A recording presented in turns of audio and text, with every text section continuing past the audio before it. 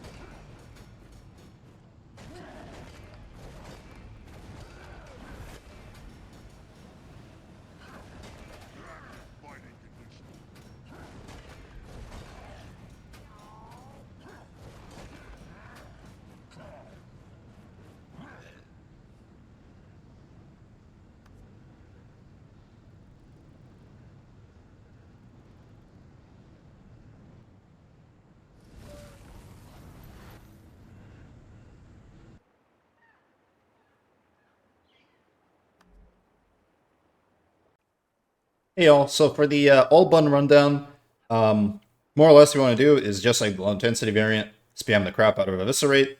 Um, I found that precasting Signet of Rage, Signet of Might whenever I was entering combat seemed to yield higher damage. I've only found them to be only yield higher damage whenever I used them in the opener. Whenever I was using them throughout, it seemed like my damage either equal or dropped off. So feel free to use them throughout if you wish, but I've only used them once. I mentioned it already, but Signet of Fury, again, will get you to full adrenaline, but it has that caveat of basically if you use it right away and you're out of combat, your adrenaline will drop off immediately. So my recommendation is, basically if you are playing this build and you're like, for example, about to engage this enemy, then you can either open with Signet of Fury into, one of your axe skills, for example, Axe 2, or do the opposite of Axe 2 into Signet of Fury, so that you don't immediately lose your adrenaline. So I'll just showcase it now, right? I immediately lost a little bit of adrenaline, and then I used Cyclone Axe to enter combat, and then I can enter Berserk, right? I don't really follow rotation for this build. More or less, I follow three main rules, right? Is if one of your Outrage, Signet of Fury, or Blood Reckoning skills is up, and you are below 50% adrenaline, then you want to pop it and use it. If you're above 50% adrenaline, then you want to use your axe skills to get back to full adrenaline, then pop your F1, and then continue with using your other skills. But yeah, basically top priority is your F1 slash your Signet of Fury, Blood Reckoning, Outrage skills, followed into using your 2, 3, 4, right?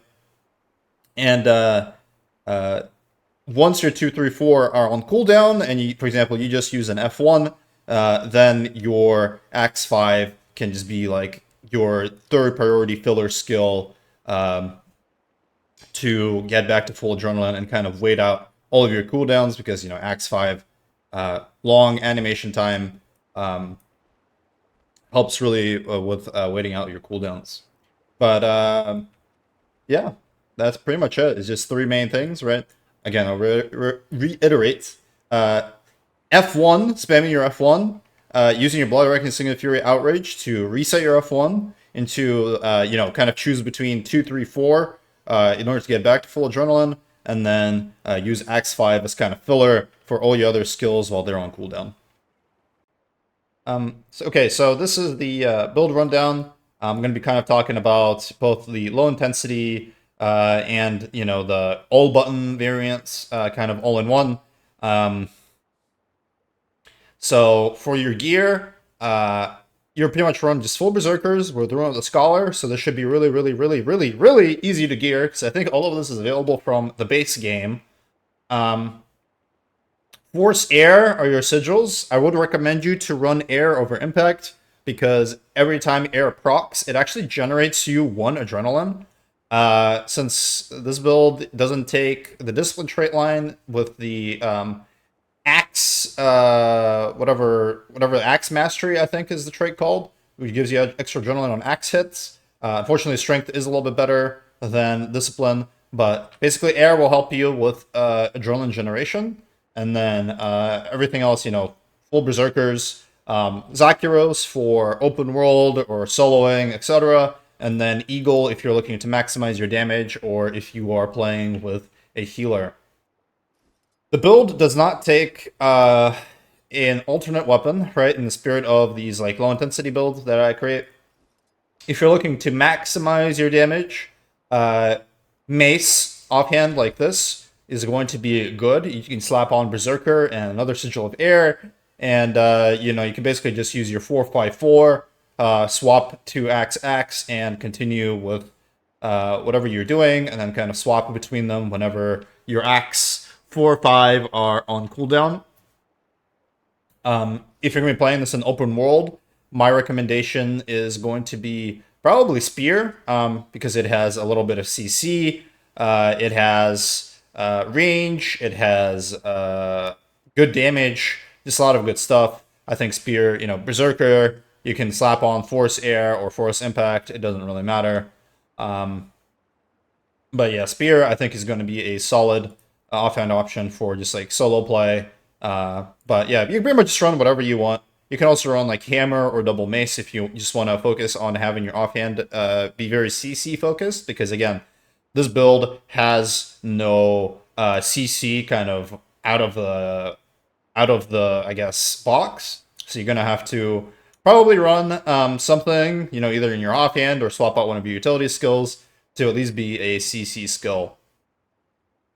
For your traits, the traits are fairly standard for Strength. Is just all damage. Pinnacle of Strength gives you extra crit chance, as well as Furious Burst gives you extra crit chance. So this is kind of, with these two traits, is kind of how you achieve the need, or the lack of a need for the Signet of Fury passive, right? If you're playing some weird exotic variant of this build, you may actually probably want to not use your Signet of Fury. It just depends on what you have going on. But make sure that you are staying crit capped. For example, if you're playing exotics, maybe you're missing a little bit of precision.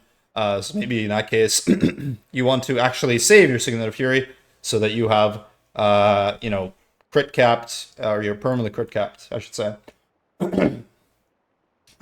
There is a few main traits in here. Sundering Burst, right? Every time you hit your F1 in Axe, you're going to be applying 10 stacks of vulnerability. For those who don't know, vulnerability increases the incoming damage taken. So for example, if I have 25 stacks of vulnerability on the enemy, I'm doing 25% more damage. So every time you hit your F1, you're going to be applying 10 stacks of vulnerability. Dual wielding increases your base attack speed, helps you with adrenaline generation, because again, this build lacks a little bit in adrenaline generation, and as well as healing you. So this is really, really strong trait. Heat the Soul, right? So if you're playing the solo / open world variant, Heat the Soul is going to be giving you quickness, fury, and might to you and your allies, actually. However, I would, there's this role in raids that's called quickness DPS. I would recommend you to not play quickness DPS with this build. the quickness generation from this build is actually really, really, really low. You get a lot of self quickness through entering Berserk as well as spamming your dual strike. So it has pretty solid self quickness uptime, but it has kind of a poor group quickness uptime. So I would probably not recommend you to play it unless you either take a lot of extra boon duration, or you use an alternate weapon set and you swap between them and you use a burst skill that's not eviscerate. And for those who don't know, if you look at the trait, right, Heat the Soul, it has like this two weird things. It says like quickness 2 seconds and quickness 5 seconds. All this means is that specifically Eviscerate has been nerfed, right, for this trait, because Eviscerate has no cooldown. So yeah, all this really says is that you're going to be giving 2 seconds of quickness to you and your allies whenever you hit your F1 instead of 5. So yeah, overall, probably not recommended to play it as quickness DPS, but playing it as a DPS variant, if you take the Blood Reaction trait, which is the last build that I show you, right, is actually pretty good. So I would recommend you to probably, if you're going to be entering raids, strikes, instance content with this stuff, just stick to DPS and swap to Blood Reaction for damage. Right, so for your utility, Axe, pretty standard. Again, I talked about it already. You don't have any CC out of the box of this build. If you are, if you're not willing to weapon swap, my recommendation would be to swap out your Signet of Might to Wild Blow. If, for example, you're playing instance content and you're just looking for CC, you can also swap out Signet of Rage for a Headbutt. Again, just extra CC, good stuff, right? So these two swaps can be made pretty easily, but you can pretty much swap anything in this build. Signet of Fury is swappable, Signet of Might is swappable to something else, Signet of Rage. So you can pretty much just run whatever you want for these skills if you don't want to run them. I guess like it's hard for me to say like what's gonna be the most useful to you, because like if you're gonna be playing this in open world, you can pretty much just run whatever your preference is and whatever you need, whatever you're looking for.